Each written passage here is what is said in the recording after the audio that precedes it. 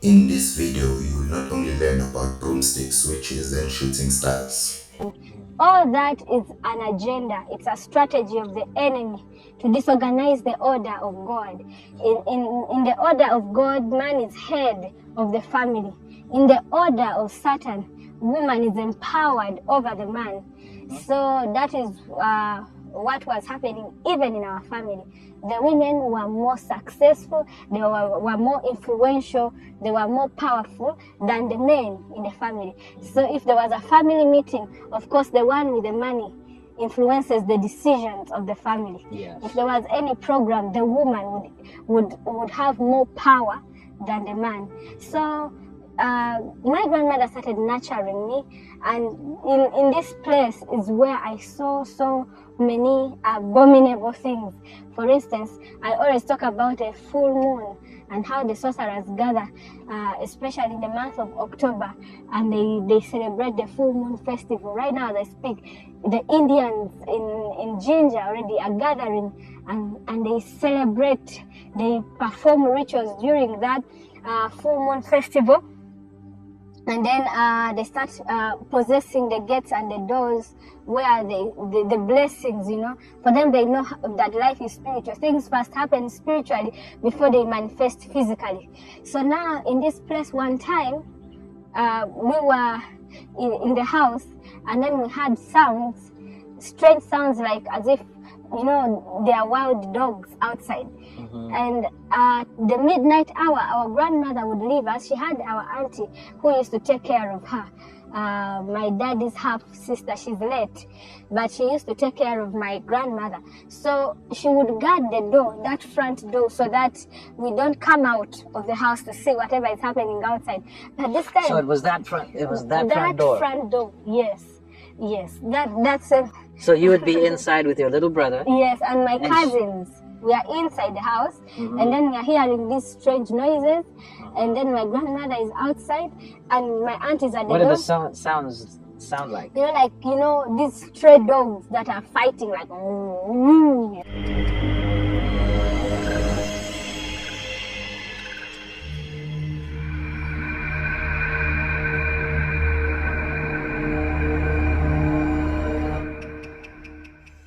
And then you would hear like things are banging.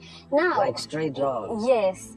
So during that time, my auntie's mind was somehow taken on the things that were happening outside. So she did not this time pay attention to us, the kids.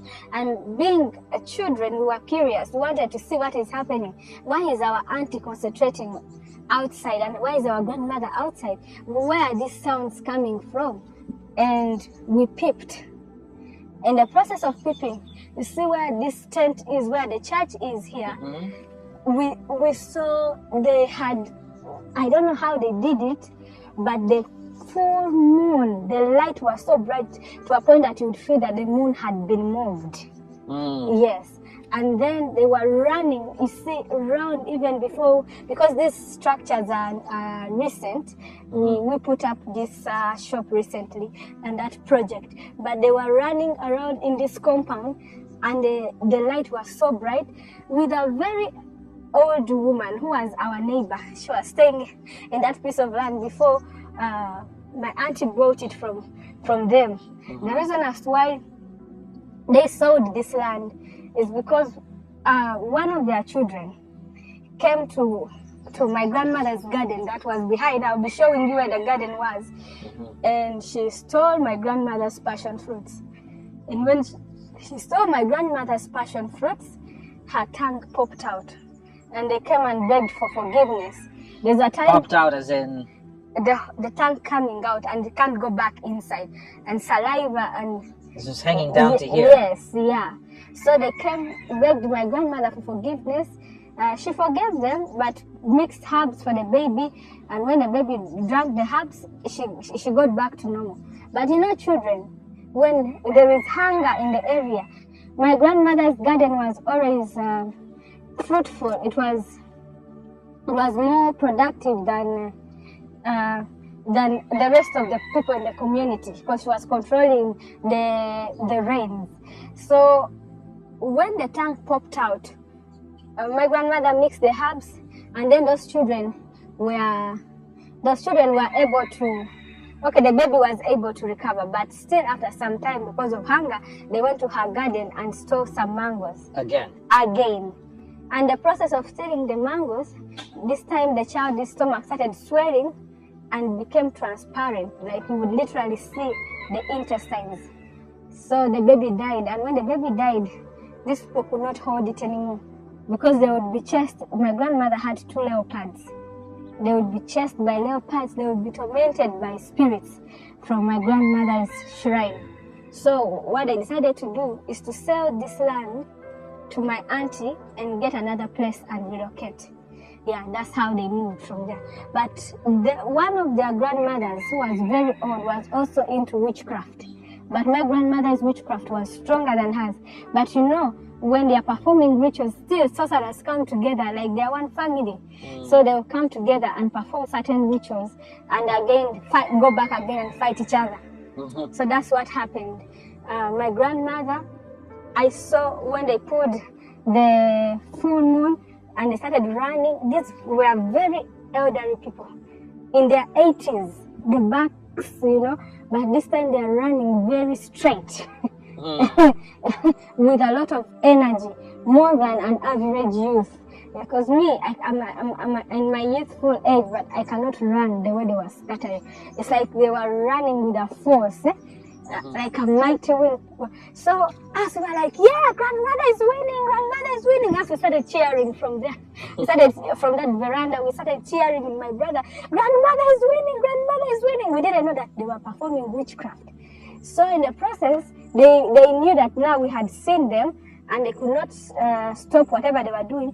They ran from that place and they ran upwards. And when they got there, something strange happened. We could not see them anymore. It's like they disappeared. You know, people hear of sorcerers who travel on broomsticks. You know, they fly and they appear like shooting stars. And people think these are stories, but me and my brother, we witnessed them just disappear from there. And we started crying. We're like, what has happened? Has the moon eaten my grandmother? Has, somebody, has the other woman taken her? You know, children, we were worried. And my auntie started rebuking us. And she said, whenever I tell you not to do something, but now you see what has happened to my mother, supposing she doesn't come back, you know. She started now threatening us. Learn to be quiet, learn to be obedient. And the whole night, we were so terrified of what had happened. In that same house, we used to see snakes, you know, snakes coming on the veranda, snakes being fed. There was a kitchen right there. We've just renovated it somehow. That kitchen, that place was a kitchen. Now it's just a house. That house right there was her altar, where people would come and put money in the baskets or put money in her hands, and then she would store it there and then mix herbs for them, and now come and give them the medicine right there on that veranda or in the living room. Yeah, so this entire place was where she was performing her rituals and everything. From where this tent is, there were flowers that she had planted that she was using for witchcraft. You know, sorcerers are so specific. Even when she would be buying plates, she buys plates with certain flowers. She doesn't just buy anything or plain things. If it is a color and she has been instructed by the spirits to get that color, maybe a bird or something, whatever it is, she was so specific on everything that she needed for her witchcraft. So in this place is where I was initiated. The initiation started here until when I was 8. Now, when I was 8, we moved from this place. She took me to my grandmother took me to her area where she comes from, because here is where she was married. Now, where she comes.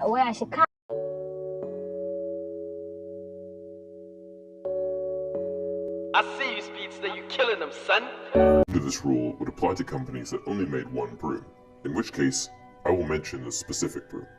Without further ado, here are the 22 broomstick types and makes. Number 1. Toy brooms. Toy brooms are small brooms marketed at young witches and wizards. They can lift about 2 feet off of the ground. Harry actually received a toy broomstick from his godfather Sirius on his first birthday. Number 2.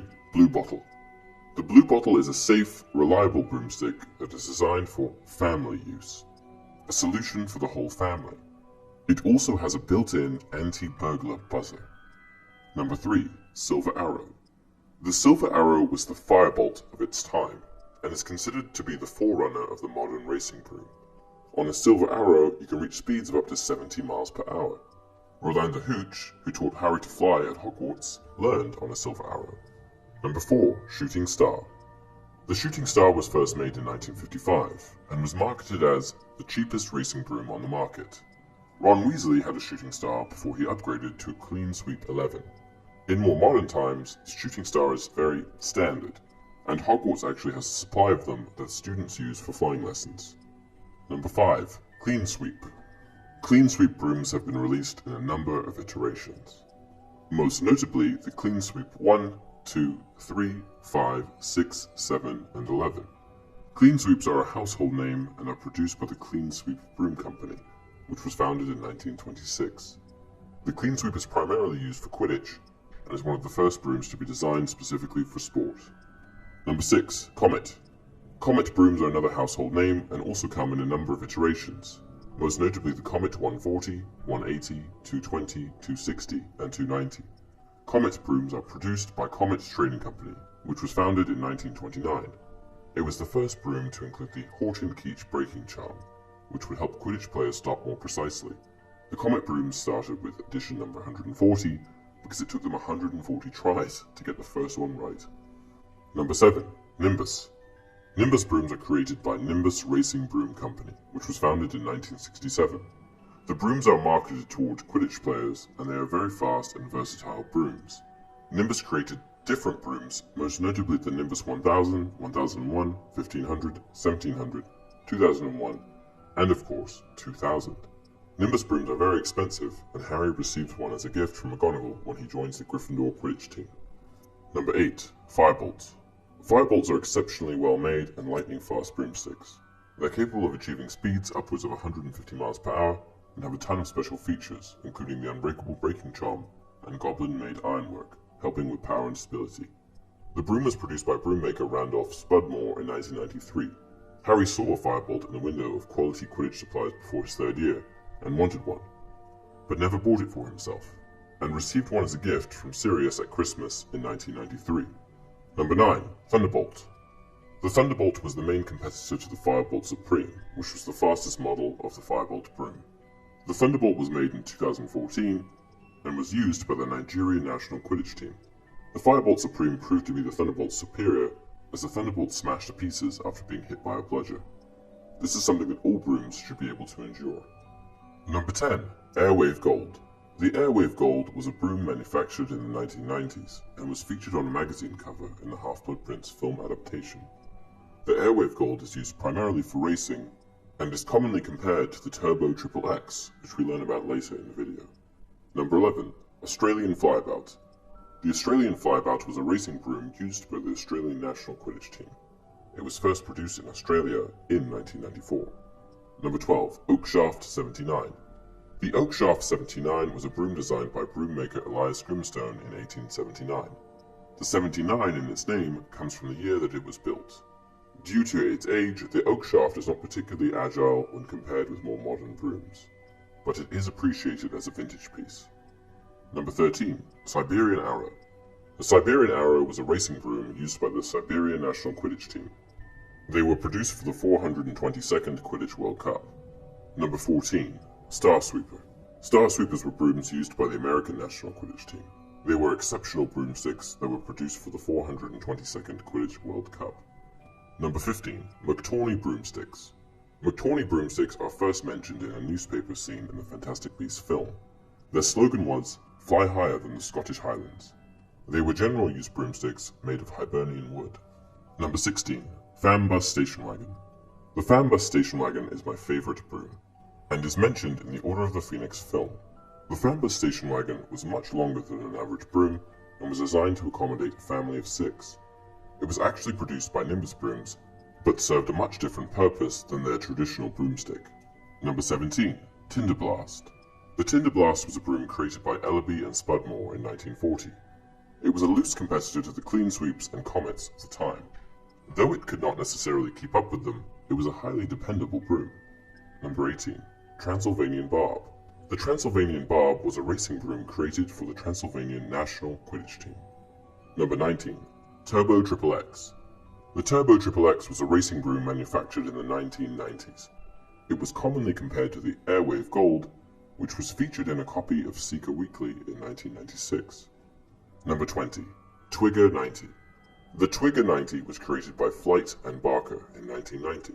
It was designed primarily for Quidditch, and its creators felt that it would replace the Nimbus as the market leader in broomsticks.